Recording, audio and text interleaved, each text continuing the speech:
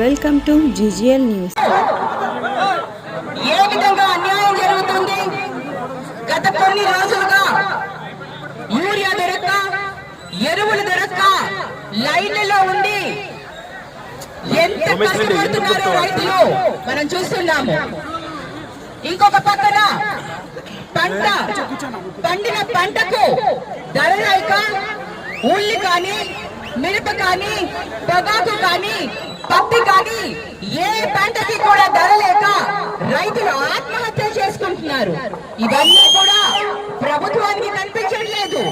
ఎంతసేపు మేమన్నీ సరిగా ఇస్తున్నాము, సరిగ్గా చేస్తున్నాము అంటారు. మరి ఇవన్నీ సరిగ్గా చేస్తే ఈ రోజు లక్షల మంది రైతులు రోడ్ల మీదకి రారు. మీ ప్రభుత్వం మీద వ్యతిరేకత చూపించారు. అది అర్థం చేసుకోవాలని మరి కూటమి ప్రభుత్వానికి ఇవాళ తెలియజేస్తున్నాము.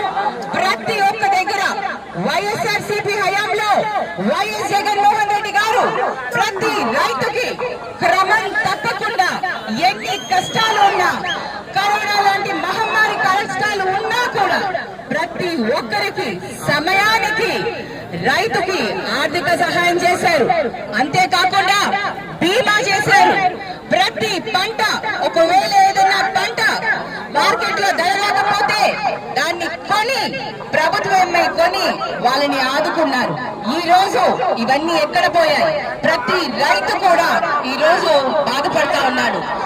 మంచి ప్రభుత్వాన్ని వదులుకున్నాము, వైఎస్ జగన్మోహన్ రెడ్డి గారు లాంటి ఒక ముఖ్యమంత్రిని వదులుకున్నాము ఈ రోజు అని ఎంత బాధపడుతున్నారు.